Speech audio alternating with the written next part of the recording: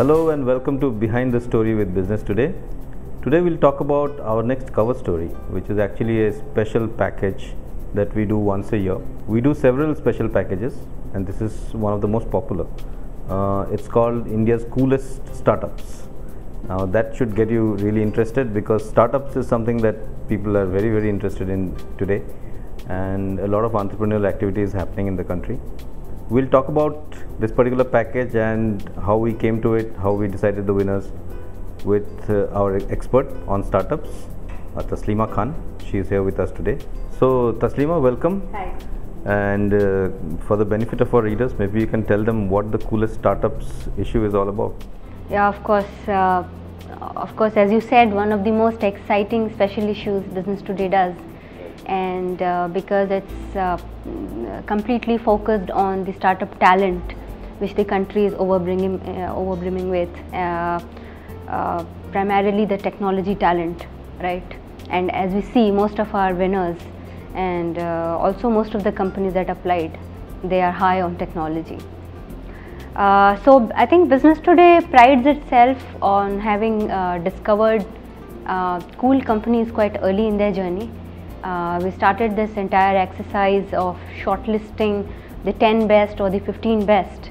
The number has been different different years. The 15 best companies in India, and we started this in 2007.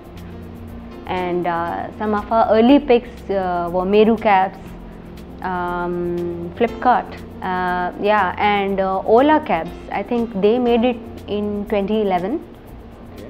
And it was not our cool startup, but it was an emerging cool startup. Yeah, so I had asked Bhavish Agarwal, the CEO from IIT Bombay, was full of energy when I spoke to him that okay, you've already made it to the shortlist, but you are not cool. You are in the maybe you will land up in one of our cool editions.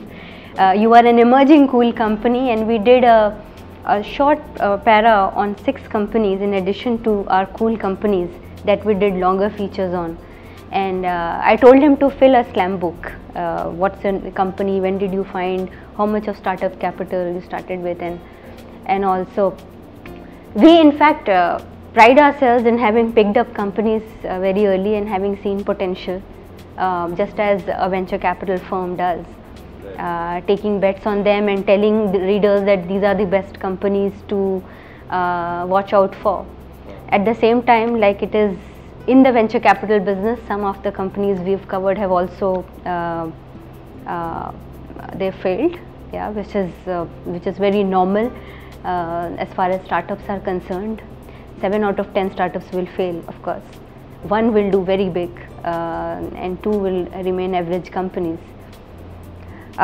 So I think what we have done internally, and I think which is great, which democratizes the whole system of shortlisting startups, is opening up the platform for startups to apply. So we started this since last year, and we've seen the number of startups applying for it grow. So startups can apply, and then they are shortlisted internally. The shortlist is presented to a jury of eminent people from the venture capital industry, the angel networks. So who were the jury members this year?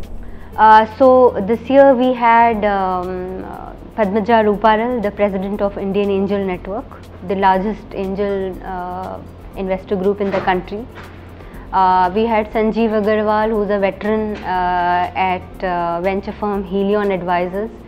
Then we had TCM Meenakshi Sundaram, a senior person at IDG Ventures, and we had Sharad Sharma, who is the product startup proponent at this Software Industry Association, iSpurt. Yeah, so it was a great team of jury members at our office, finally going through the sheets and brainstorming over who the coolest startups should be this time. Right, and also this year we decided to split the startups into 2 groups, right? Yeah. So what are the 2 groups, if you could tell us? Yeah, so I think this was a feedback from some startups that we reacted to actually. So some startups said that what a company can achieve in 3 years and what a company can achieve in 5 years can be very different. So if you put them in the same bracket, it's a bit unfair to even the 1-year-old or 2-year-old companies that apply. So to make the whole process a bit fair, we divided them into 3-year-old and 5-year-old age groups, which also made it easier for the jury to decide on. Right. So we will not give away all the winner names to the readers because that is to come. But maybe you could tell us who are the top names in the two groups. Yeah. So in the 3 and 5-year groups, respectively, we have LimeRoad and Shop Clues. Both of them coincidentally happen to be in the e-commerce industry segment. Which is to keep with in keeping with the trend these days of e-commerce doing so well. So the jury was almost unanimous on both the companies doing well in their own respective spheres. And what is your view of these two companies? So I think e-commerce is increasingly getting crowded.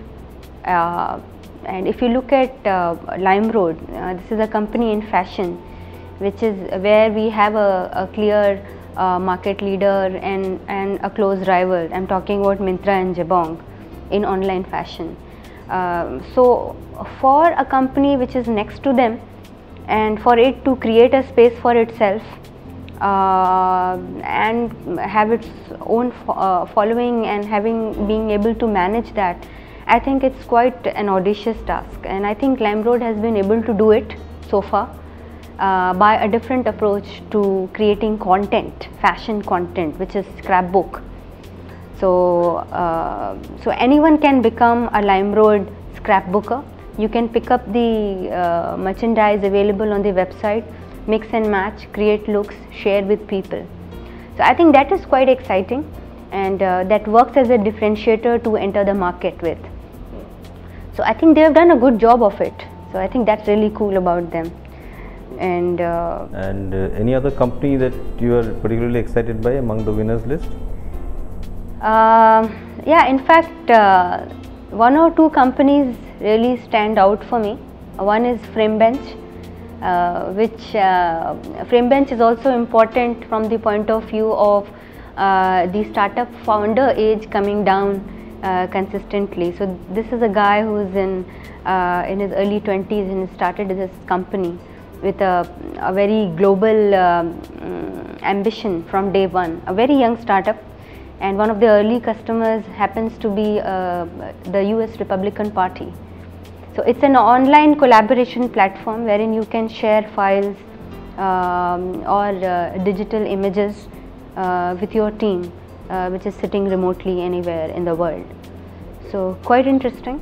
Very interesting indeed. Yeah, and the other one I thought was doing something different is Hacker Earth, which is because I think as far as technical talent is concerned, most companies face the challenges in terms of having to rely on degrees and then shortlisting candidates and then taking a judgment based on interviews and stuff. So these people, what they're doing is they hold coding challenges.